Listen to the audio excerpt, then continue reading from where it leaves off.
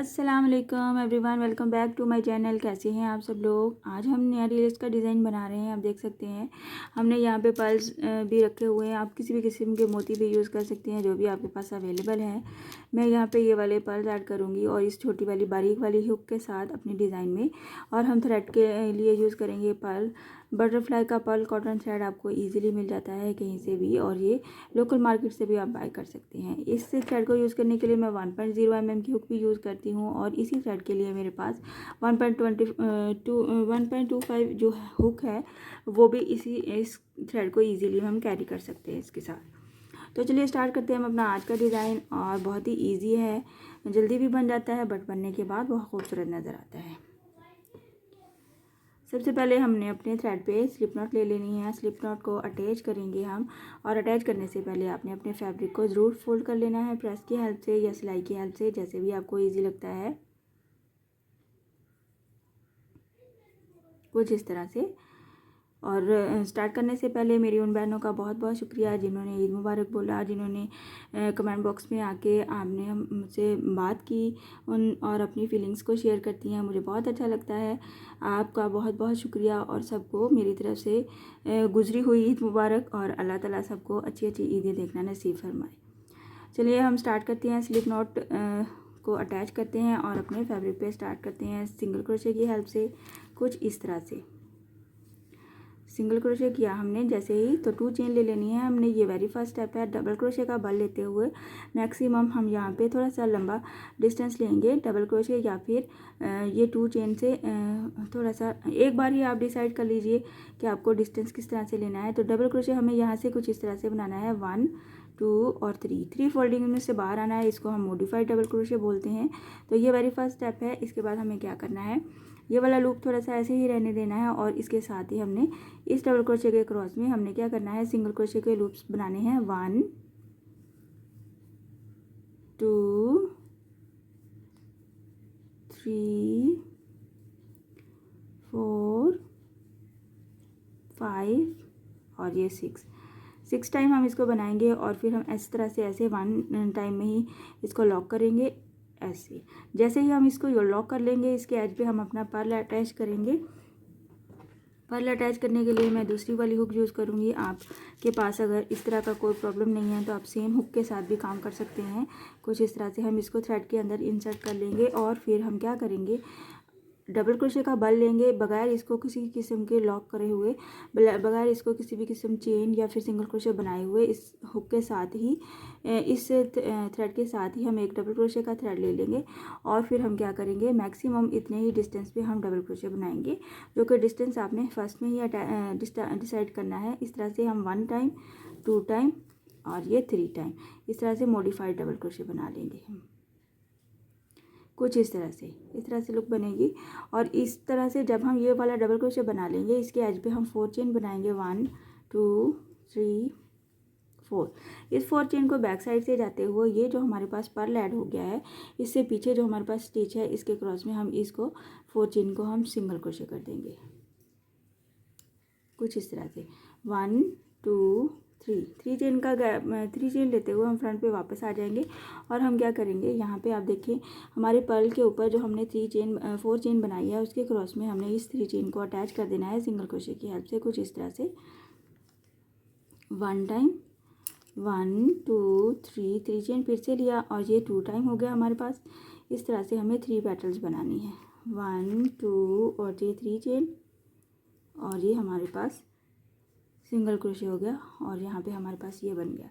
अच्छा, जैसे ही हमारे ये 3 पीकॉक्स का फ्लावर कंप्लीट हो जाएगा, तो हम क्या करेंगे, यहाँ से ही हमने ये वाला जो डबल क्रोशे छोड़ा हुआ है, उसके क्रॉस में बिल्कुल सेम पैटर्न के साथ 1 2 3 4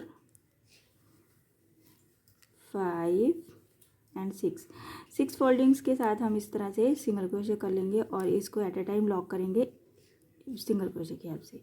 ये हमारे फर्स्ट स्टेप है।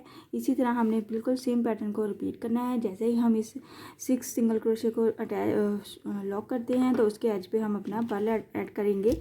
इस तरह से हम थ्रेड में इंसर्ट करते हुए पर्ल को यहाँ पे। और जब हम इस तरह से अटैच करेंगे बगैर किसी भी किस्म का लॉक या स्टिच करते हुए, हम यहीं पे इस तरह से डबल क्रोशे का बल लेंगे और सेम डिस्टेंस जो कि हमने फर्स्ट पे अटैच कर लिया हुआ है, डिसाइड किया हुआ है, वहाँ पे हमने फिर से मॉडिफाइड डबल क्रोशे बनाना है। 1 2 एंड 3 पॉइंट्स में से बाहर आना है और यहाँ पे एज पे 4 चेन बना लेनी है। बैक पे जाते हुए इस 4 चेन को कहाँ पे अटैच करना है अपने देखना है गौर से। ये बैक साइड है, बैक साइड से ये जो पीछे वाला हमारा पेटल है, यहाँ पे ये जो हमारे पास स्टिच है पर्ल के साथ ही, वहाँ पे हमने इसको उसके क्रॉस में हमने इसको सिंगल क्रोशे कर देना है। 3 चेन लेते हुए वापस फ्रंट पे आ जाएंगे 2 3, और ये जो हमारा पर्ल है इसके एज पे हमने ये जो 4 चेन बनाया है उसके क्रॉस में हम ये 3 चेन को सिंगल क्रोशे कर देंगे। 1 टाइम 1 2 एंड 3 चेन फिर से लेंगे और ये सेकंड टाइम। इस तरह से हमें 3 पेकॉर्ड्स के साथ फ्लावर बनाना है। 1 2 3 और ये फिर से इस तरह से बन जाता है। जैसे ही हम और फिर क्या करेंगे, ये जो हमारे पास डबल क्रोशे का बल है इसके क्रॉस में जैसे हम फर्स्ट पे सिंगल क्रोशे की फोल्डिंग्स ली थी 6 टाइम, ऐसे ही हम इसको फिर से 6 फोल्डिंग के साथ ये वाला पैटर्न बना लेंगे। 1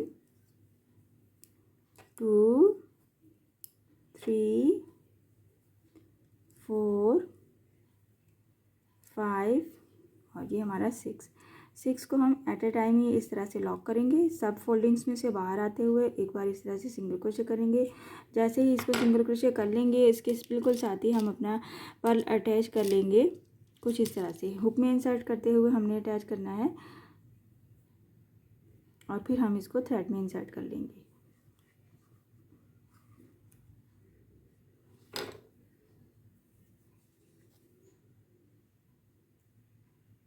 कुछ इस तरह से हम इसको लॉक नहीं करेंगे, साथ ही डबल क्रोशे का बल ले लेंगे और सेम डिस्टेंस पे हम इसको डबल क्रोशे बना लेंगे। मॉडिफाइड डबल क्रोशे बनाएंगे हम।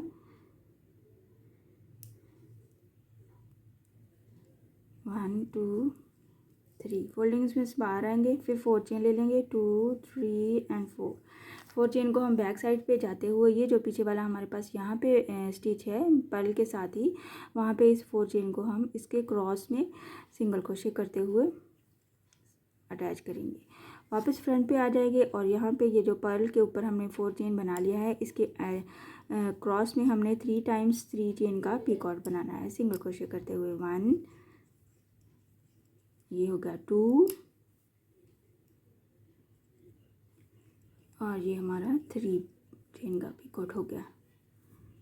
और क्या करेंगे फिर इसको कंप्लीट करते के साथ ही हमने इस लूप को भी ऐसे ही रहने देना है, इस लूप को भी ऐसे ही रहने देना है। और इस वाले डबल क्रोशे के क्रॉस में हमने जिस तरह से हमने फर्स्ट पे सिंगल क्रोशे के 6 काउंटिंग्स ली थी वैसे ही हम 2 3 4 5 6, अच्छा इस तरह से हमने फोल्डिंग लेनी है और इस फिंगर की हेल्प से होल्ड करके रखना है और ये सारी फोल्डिंग्स में से एक बार ही हमने इसको लॉक करना है। बाहर आते हुए इसको सिंगल क्रोशे करना है, फिर से हमने पर्ल अटैच करना है, सेम पैटर्न को फिर से रिपीट करना है। बट ये डिज़ाइन बनने के बाद बहुत ही खूबसूरत लगता है, पर्सनली मुझे बहुत पसंद है, आपने ज़रूर ट्राई करना है। कुछ इस तरह से इसकी लुक नज़र आती है। आप इस पर्ल की जगह पे किसी भी किस्म का मोती ऐड कर सकते हैं, बीड्स ऐड कर सकते हैं, आपके पास जो भी अवेलेबल है, या फिर आपके फैब्रिक पे जो भी कलर या फिर क्रिस्टल के बीड्स रिक्वायर्ड हैं तो आप वो यूज़ कर सकते हैं। इस तरह से हमारे डिज़ाइन की लुक आती है। बनने के बाद बहुत ही नीटनेस आती है और ख़ूबसूरत भी लगते हैं। और अगर आप चाहें तो इसी कॉटन थ्रेड के साथ एक सिल्की थ्रेड की लेयर को भी यूज़ कर सकते हैं, जिससे मज़ीद खूबसूरती भी आती है हमारे डिज़ाइन में। तो हम इसकी थोड़ी सी फाइनल लुक भी देख लेते हैं ताकि आपको आइडिया हो जाए कि हमारा डिज़ाइन बनने के बाद कैसा नज़र आता है। अच्छा, मैंने थोड़ा सा कंप्लीट कर लिया है ताकि आपको आइडिया हो जाए कि हमारा डिज़ाइन कुछ बनने के बाद ऐसा नज़र आता है। आपने डिस्टेंस कुछ इस तरह से लेना है, डिज़ाइन को ढीला नहीं होने देना, डिज़ाइन को टाइट नहीं करना है। और आप इस तरह से पर्ल ऐड करेंगे, जो भी किसी भी किस्म का मोती ऐड करेंगे तो इस तरह से हमारी खूबसूरती इस डिज़ाइन में आएगी। आई होप कि आज का डिज़ाइन आपको पसंद आया होगा और समझ भी आया होगा। सो काइंडली मेरे चैनल को सब्सक्राइब कर दीजिए, लाइक कमेंट और शेयर भी किया कीजिए। Thank you. इंशाल्लाह नेक्स्ट वीडियो में मिलेंगे नए डिज़ाइन के साथ। अल्लाह हाफिज़।